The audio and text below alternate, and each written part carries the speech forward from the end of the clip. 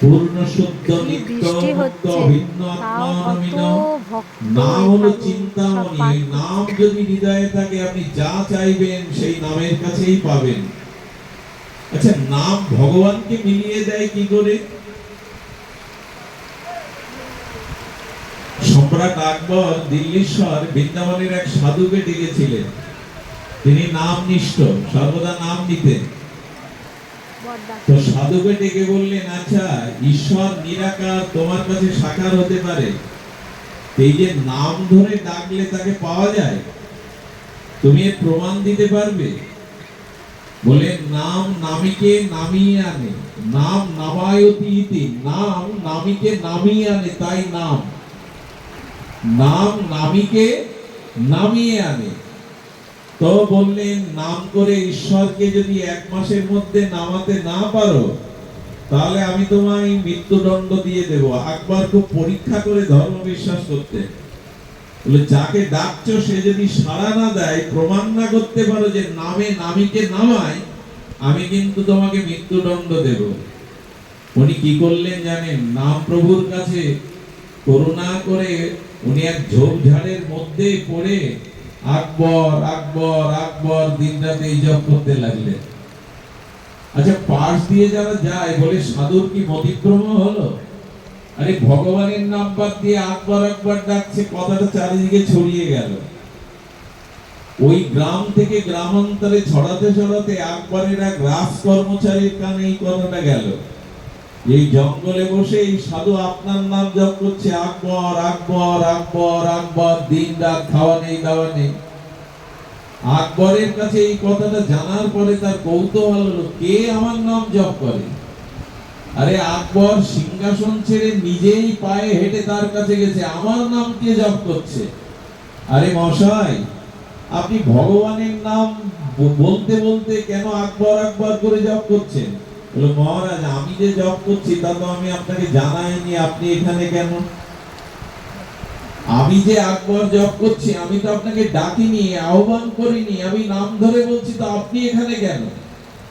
বলে, এটিকে আর চাপা থাকে? তুমি আকবর আকবর বলছো, এটা লোকান্তরে ছড়িয়ে গেছে, তাই তো ডাকছি। বললেন, আপনি জগতের পিতামাতার দেওয়ার এক আকবর নাম ডাকলে যদি আপনি সম্রাট হলেও আমার কাছে আসতে হয় এই বাগানে, তো হরি হরি করে কৃষ্ণ কৃষ্ণ করে ডাকলে ভগবান অবশ্যই নেমে আসে। ভগবান নেমে আসে। সুধীবৃন্দ, নাম নামায়তি ইতি। আমি আপনাদের কাছে অনুরোধ করব, নামটা ছাড়বেন না, রুচি হোক আর না হোক। আমাদের অন্য কোনো উপায় নেই। আমি মাঝে মাঝে কষ্ট পাই, হৃদয়টা বিগলিত হয়। গ্রামগঞ্জে যাবেন, মায়েরা হাঁস মুরগি বসে দেখবেন। ভূতকুড়নি কি বলে জানেন না? হাঁসকে হাঁস বলে ডাকে, কি বলে ডাকে? আরে ঘরের স্ত্রীকে ওগো শুনছো বলে মানুষ ডাকে। চই চই করে ভূতকুড়নি হংসকে ডাকে, টি টি করে মরক মুরগিকে ডাকে। তারা যদি ডাক শোনে, তবে স্বয়ং নামই ভগবান করুণানিধি, তিনি কেন নেমে আসবেন না? নামটি সাথে রাখুন। শ্রী হরি নাম, এটি এই যুগ ধর্ম, সাধ্য সাধন তত্ত্ব যা কিছু সম্বল, হরিনাম সংকীর্তনে মিশা। আর সর্বশাস্ত্রে সার এই নামের মধ্যেই দিয়ে গেছেন। তবে নাম নেওয়ার জন্য হৃদয়ে ব্যাকুলতা চাই, হৃদয়ে উৎকণ্ঠা চাই। ভগবান অনুরাগে ছাড়া পাওয়া যায় না। দেখুন, রাগ এবং অনুরাগ দুটো শব্দ আছে। তানসেন দীপক রাগের দ্বারা প্রদীপ জ্বালাতে পারতেন। প্রদীপ অর্থাৎ সঙ্গীতের রাগ রাগিনীর দ্বারা আলো জ্বলে উঠত। আরো শুনলে অবাক হবেন, মল্লার রাগে আকাশ থেকে বৃষ্টি ঝরাতে পারতেন। মিথ্যা সংবাদ নয়, এই তো কিছুদিন আগের সংবাদ, এটি 500-600-700 বছর আগের সংবাদ। মল্লার রাগে বৃষ্টি নামাতে পারতেন আকাশ থেকে। আর দীপক রাগে প্রদীপ গুলো আপনি জ্বলে যেত, এত রাগের ক্ষমতা। এটা যদি রাগের ক্ষমতা হয়, ভগবানে অনুরাগের ক্ষমতা কেমন হতে পারে? শ্রী ভগবানে কারো যদি প্রীতি আসে, অনুরাগ আসে, ওরে রাগের দ্বারা যদি প্রদীপ জ্বলতে পারে, রাগের দ্বারা যদি আকাশ থেকে বৃষ্টি নামতে পারে, ভগবানের অনুরাগের দ্বারা ভগবান নামতে পারে, তোমার করে নিতে পারে। একবার অনুরাগে তাকে ডাকো, একবার প্রীতি দিয়ে তাকে ডাকো। বৃন্দাবনের অলিতে গলিতে আর তার গিরিধারী লালের জন্য তিনি ব্যাকুল হয়ে ঘুরতে ঘুরতে ডাক পেলেন, দ্বারকায় এসো। দ্বারকার শ্রীমন্দিরে গিয়ে তিনি পূজারীকে বলেছিলেন, বাবা মন্দিরে দর্শনার্থীর ভিড় কমে গেলে আমাকে যদি একা একটু মন্দিরে প্রবেশ করতে দিতেন। মীরা একাকী প্রবেশ করে বদ্ধ দুয়ারে তার প্রাণনাথকে ডেকে ডেকে বলছে, দ্বারকাধীশ আর কত কাল আমাকে ফিরে রাখবে এই মর জগতে? নাও না, তোমার কাছে আমাকে নিয়ে নাও, আমি আর পাচ্ছি না এই মর জগতে। এই অনুরাগে মীরার অনুরাগ পূর্ণ আত্মীতে বারবার ডাকছেন, হে দ্বারকাধীশ, হে গিরিধারী, আমাকে নিয়ে নাও, আমি আর পাচ্ছি না এই জগতের ভার বইতে। এই অনুরাগে যখন গিরিধারীকে ডেকেছে, কি ঘটেছিল জানেন? গিরিধারী চিরদিনের মতো মীরাকে নিজের মধ্যে আত্মসাৎ করে নিয়েছিল। পূজারী বাবা বলল, মেয়েটা ভেতরে গেল, আর তো বেরোই না। মন্দির দুয়ার খুলে যে দৃশ্য দেখেছিল, মীরার শাড়ির আঁচলটা গিরিধারীর মুখের কাছে কিছুটা লেগেছিল, আত্মসাৎ করে নিয়েছে। ভগবানকে যদি ডাকতে হয় যন্ত্রের মতো ডাকবেন না, হৃদয় দিয়ে ডাকুন, অনুরাগ দিয়ে ডাকুন। পাপ কেন দূর হয় না? হৃদয়ে ভক্তি কেন আসে না? মনের ময়লা যায় না কেন জানেন? আপনি সাবান নেবেন আর ময়লা কাপড় নেবেন, এতে পরিষ্কার হবে না, মাঝখানে জল লাগবে গো। সাবানটা কাপড়ের উপরে ঘষলে ওটা পরিষ্কার হয় না, ওখানে জল দিতে হয়। তো যদি ভগবানকে ডাকতে হয়, একটু চোখের জলে অনুরাগে ডাকো, প্রীতি ভরা অনুরাগে তাকে ডাকো, নাহলে পরিষ্কার হবে না হৃদয়। প্রেমা অনুরাগে শ্রীমান মহাপ্রভু জগন্নাথ দেখতে দেখতে তার কি ব্যাকুলতা। অনুরাগেরই অভাব আমাদের, জানেন? ভগবানকে ডাকতে হয় অনুরাগে, গুরুদেবকে ভজন করতে হয় অনুরাগে। পর্যন্ত হয়ে গেলেন, রাগের শক্তি এই আর অনুরাগের শক্তি এই, আমাদের অনুরাগের অভাব। পরমহংসদেব বললেন, ওরে সারা জীবন আর এই রোগ শোক সংসার স্ত্রী পুত্রের জন্য কানলি, কই গোবিন্দ বলে তো কানলি না। অনুরাগ কেমন জানেন? কি করে বোঝায় আমি, আমার তো নাই। আমাদের এই দক্ষিণেশ্বরের পরমহংস এই কলকাতা মহানগরীর বুক ছেড়ে যে দক্ষিণেশ্বরের ভাগীরথী গঙ্গা বয়ে গেছে, প্রতিদিন তিনি ওই ঠাকুর দালানে মুখ ঘষতেন, ছটফট করতেন, মুখটা লাল রক্তাক্ত হয়ে যেত। স্বামীজিরা গিয়ে আর পরমহংসদেবকে তারা সান্ত্বনা দিতেন, ঠাকুর উঠুন, ঠাকুর এভাবে মুখ ঘষবেন না, পাগলা হয়ে যেতে, রক্তাক্ত হয়ে যেত। ওই অঞ্চলে তখন সাঁওতালদের বাস ছিল, ওরা আসতো আর বলতো, ও স্বামীজি, তোমাদের ঠাকুরের কি মির্গির রোগ? প্রতিদিন সন্ধ্যা হলে মুখ ঘষে মেঝেতে, ছটপট করে। ওদের কি করে বোঝাবে এই রোগ সবার হয় না? ঠাকুর যখন সূর্য অস্ত যেত বলতো, মা দিন তো চলে গেল, দেখা তো দিলি না, দিনামণি তো অস্ত গেল, দেখা তো দিলি না। তীব্র অনুরাগের এই হলো পরিচয়। একটা দৃষ্টান্ত দেই, যদি এই অনুরাগে তাকে ডাকতে পারেন নামে, তার শ্রীনামে ভজনে, তবে তাকে আসতেই হবে। দৃষ্টান্তটা কেমন জানেন? আহা, 12 বছর পর কোন দম্পতি দেবতার দুয়ারে মাথা কুটে কুটে একটা সন্তান পেয়েছে। সব সন্তানই মায়ের কাছে গোপাল। ছেলেটার যখন 4 বছর বয়স না, মহাকাল মৃত্যু এসে মার কোল থেকে নিয়ে গেল। ডাক্তার বলে দিয়েছে, আর তোমাদের সন্তান পাওয়ার সম্ভাবনা ইহকালে নাই। আচ্ছা, ওই সন্তানটি মারা যাওয়ার পরে ওই গর্ভধারিণী মায়ের যে অবস্থা হয়, অনুরাগকে বোঝাতে গেলে এইখানে কিছুটা বোঝানো যায়। কি করে জানো মা? 2-3 দিন তার চোখে ঘুম থাকে না, তার গায়ের বস্ত্র ঠিক থাকে না, দিন রাত তিনি অনিমেষ নয়নে ওই মুখটাই দেখতে থাকেন, আমার গোপাল কোথায়।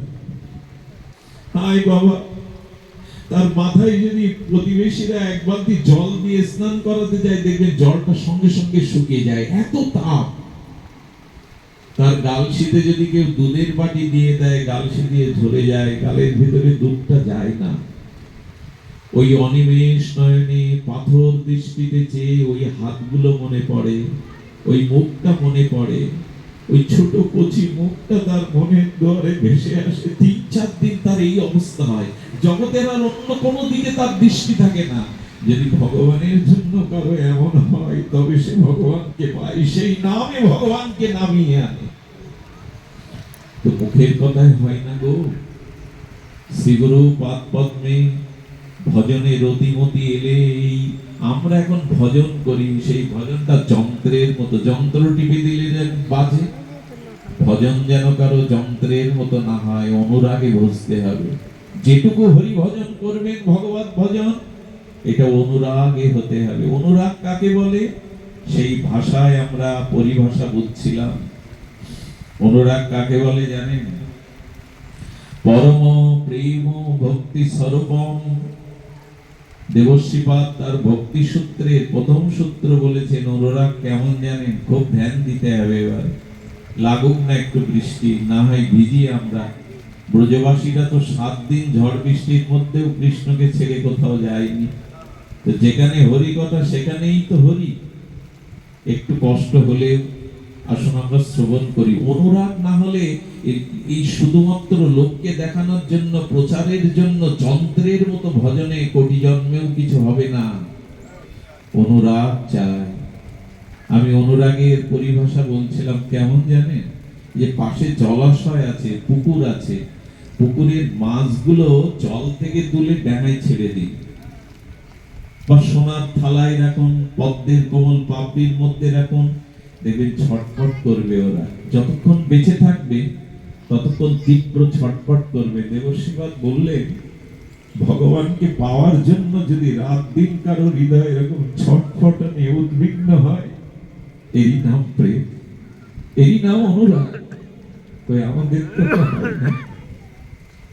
অনুরাগ কাকে বলে?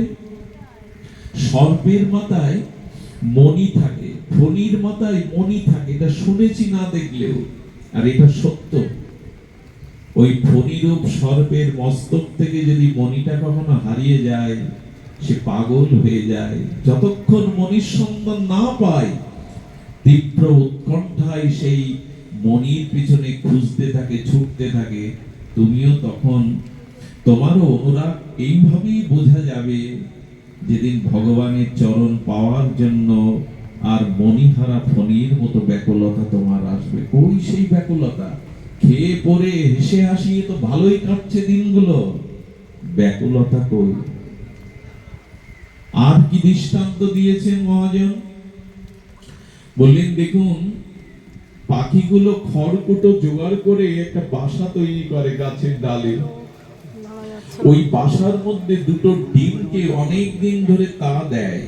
পাখি তা দিতে দিতে দিতে দিতে চোখটা যোগীদের মতো গাঢ় লাল হয়ে যায়। তাদের দৃষ্টি থাকে ওই ডিমের দিকে। ওই তাপ দিতে দিতে সেই পাখির নিড়ে আর ডিমগুলো প্রকাশ হয়ে তার থেকে পাখির শাবক বেরোয়। একটু কল্পনা করুন না, ওই জায়গায় চলে যান, মনটাকে ওখানে নিয়ে যান। মা পাখিটা করে কি, শস্য দানা আনার জন্য ঠোঁটে দেবে বলে বাইরে চলে যায়, আর ডিম থেকে সদ্য প্রকাশিত পাখির শাবকটির চোখ তখন পুরোপুরি খোলেনি, অর্ধ নির্মিলিত, পাখনাটাও মেলতে পারেনি। চি চি করে তার মাকে ডাকে। ওই ডাক কেউ শুনেছেন কিনা জানি না। কাতর ভাবে চি চি করে মাকে ডাকে। ওগো, যেদিন সংসারে অগ্নি করে ওই মায়ের জন্য পাখিটা যেমন চি চি করে ডাকে, তুমি যদি অগ্নি করে ভগবানকে ব্যাকুল হয়ে ডাকতে পারো, তখনও ভগবান আসবেন তোমার কাছে। ওই সেটা কই? করতে হয় ভজন, তাই করে চলেছি। এই জন্য অনুরাগ চাই, প্রীতি চাই। অনুরাগের আরেকটি ভাষা মনে পড়লো,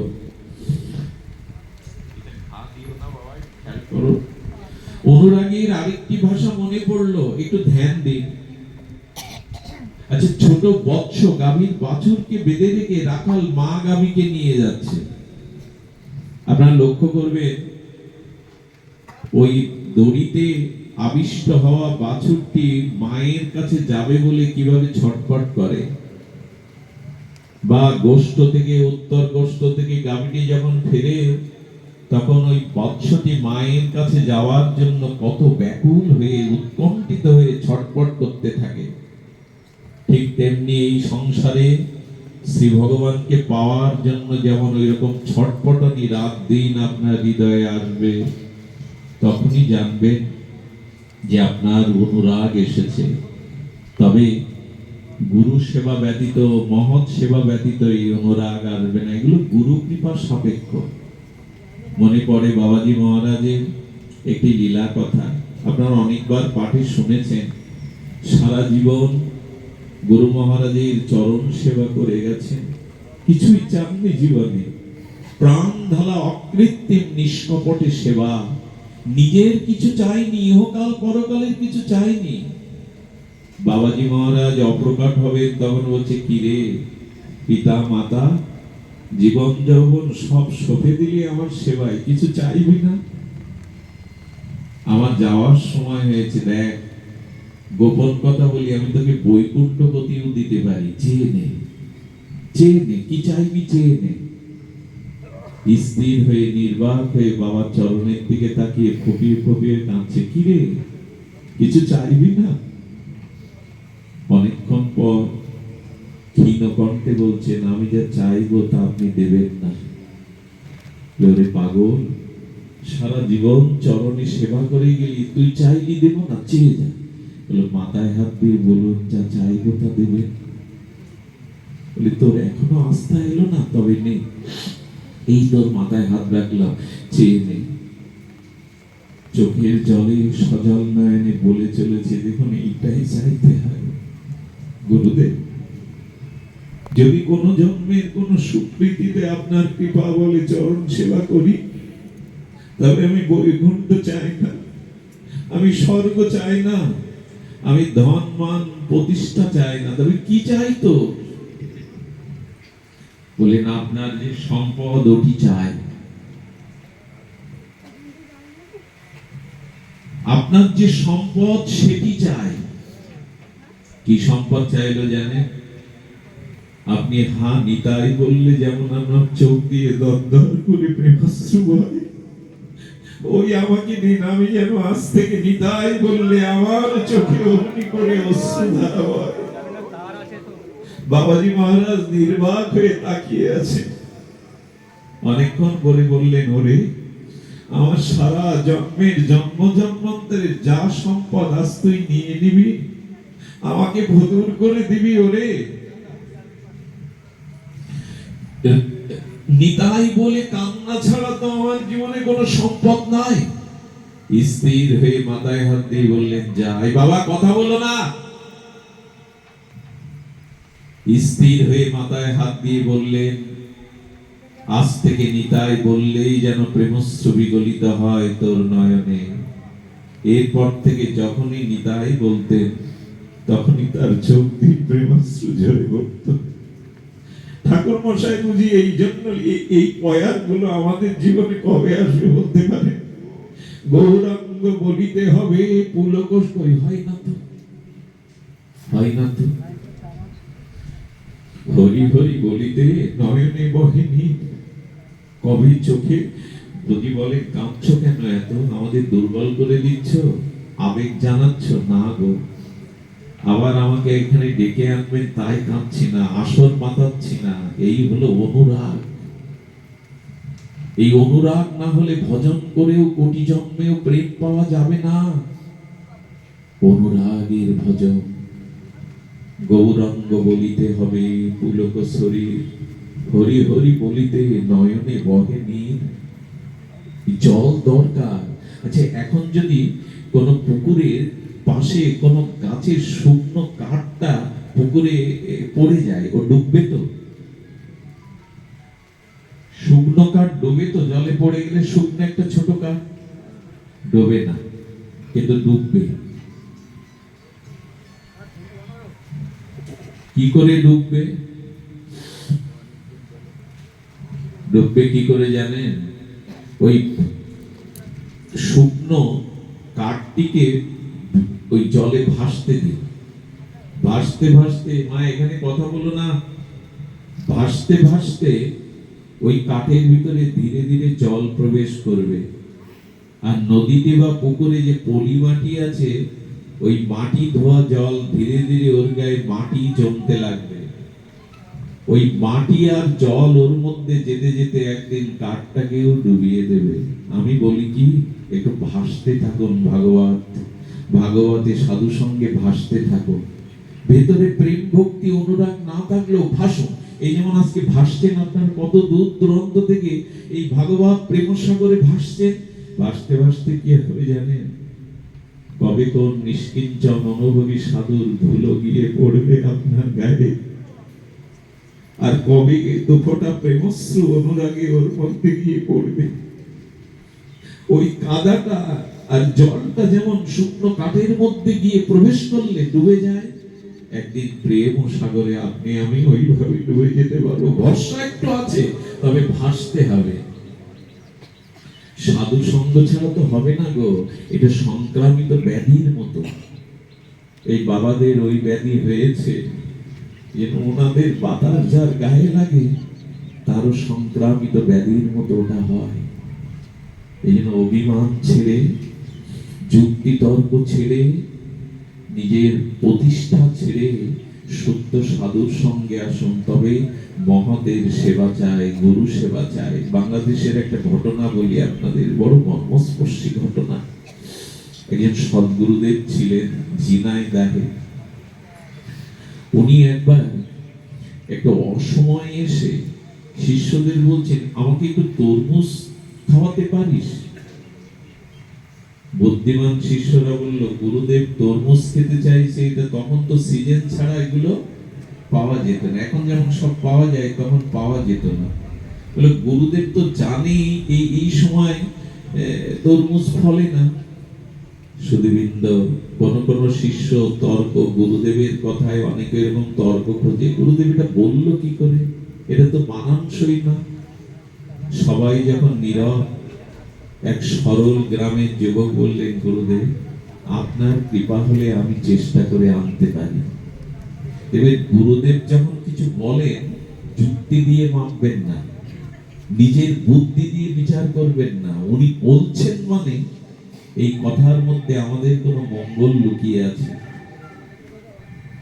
মোবাইলগুলো বন্ধ করুন দয়া করে, যুক্তি আছে। গুরুদেব কিছু বলছেন, এটা যুক্তি দিয়ে বিচার করবেন না। ধ্যান দিন। কি ঘটেছে জানেন? যুক্তি হলো এই যে উনি বেরিয়ে পড়েছেন, ওনার কাছে 4টি টাকা ছিল তখনকার দিনে। 4 টাকা নিয়ে গুরুদেব তরমুজ খেতে চেয়েছেন। 2 দিন বিভিন্ন বাজারে বাজারে হেঁটে রোদ্রে পুড়ে আর ঘুরে ঘুরে তরমুজ পাননি। কাঁদছেন গুরুদেব। এই জীবন রেখে লাভ কি? আপনার সেবায় যদি না আসতে পারলাম গুরুদেব, এই জীবন রেখে লাভ কি? সুধীবৃন্দ, এই ভাবতে ভাবতে 2 দিন কাতর হয়ে ফিরে গিয়ে গুরুদেবের চরণে ক্ষমা চাইবে বলে যখন কাঁদতে কাঁদতে মনে ব্যথা নিয়ে আসছে, দেখছে 2টো তরমুজ একজন ঝুড়িতে করে বাজারে নিয়ে যাচ্ছে। অন্ধকারের মধ্যে আলো দেখলে যেমন আশা জাগে, গিয়েই চরণে পড়েছে। কে তুমি? এই সময়ে তরমুজ নিয়ে কোথায় যাচ্ছ? বললো বাজারে। বলে তরমুজ 2টি দয়া করে আমায় দাও। সত্য ঘটনা বলছে, আমাদের ঝিনাইদহে ঘটনা। বলে না, আমায় দাও। আচ্ছা, কত মূল্য নেবে এই 2টো তরমুজে? তখনকার দিনে 15 টাকা চেয়েছিলেন। উনি বললেন, এই 4 টাকা ছাড়া তো আমার হাতে নাই। বলে অসময়ের ফল আমি জানি অনেক মূল্য, কিন্তু আমার কাছে এছাড়া কিছু নাই। দাও না দয়া করে, আমার যে বড় প্রয়োজন। বললেন অসময়ে ফল 15 টাকা আর কোথায় 4 টাকা, এটা সম্ভব না, ফিরে যাও। 4 টাকা হাতে গুঁজে কেঁদে বলছে, আমার গরু সেবায় লাগবে গো, আমাকে বঞ্চিত করুন। শোনো, আমি একটা কথা দিচ্ছি, আমি তোমার বাড়িতে 2 মাস তোমার জোর মজুরি খেটে দেবো, যা বলবে তাই করবো। দাও না, দাও না, আমার কাছে তো আর কিছু নেই এই ছাড়া। এ আবেগ নয়, গুরুদেবের সেবার জন্য কি ব্যাকুলতা এটা বলতে পারে। আমি 2-4 মাস আপনার বাড়িতে জোর মজুরি খেটে দেবো, যা বলবেন তাই করব। বাথরুম পরিষ্কার, ড্রেন পরিষ্কার, যা বলে। দাও না। ওর দিকে তাকিয়ে দেখছে, সত্যি চোখের জলে বড় ব্যাকুল হয়ে কথাটা বলছে। তরমুজ দুটো দিয়ে দিল। কালকে কিন্তু আসতে হবে আমার বাড়িতে, শোধ করতে হবে। বলে, হ্যাঁ, আমি ভুলে যাব না। তরমুজ দুটো নিয়ে যখন আশ্রমে এসেছে, ওকে বাইরে দেওয়ার পরে গুরুদেব 2 দিন ঘরের মধ্যে ছিলেন, বাইরে আসেননি। দুয়ার খুলে যখন গুরুদেবের চরণে গিয়ে একটা ভোগ লাগিয়ে তরমুজটা দিয়েছে, অন্য শিষ্যরা বলছে, বারে, আমরা যতদূর জানি এই সময় তো এই ফল ফলে নেই, কোথায় বা পেল? আমরাই তো গুরুদেবকে কত কটু কথা বললাম, যুক্তি তর্ক দিয়ে বললাম, গুরুদেবের কি এই চেতনা নেই যে এখন তরমুজ পাওয়া যায় না? সবাই ওই সরল যুবকের দিকে তাকিয়ে আছে, চোখের জলে তরমুজটা শ্রী গুরুদেবকে দিয়ে চরণ সেবার জন্য, যে চরণে হাত দিয়েছে, বলে, চরণে হাত দিস না, বড় ব্যথা, বড় ব্যথা পায়। গুরুদেব, আপনি তো কোথাও যাননি, ব্যথা লাগলো কি করে আপনার?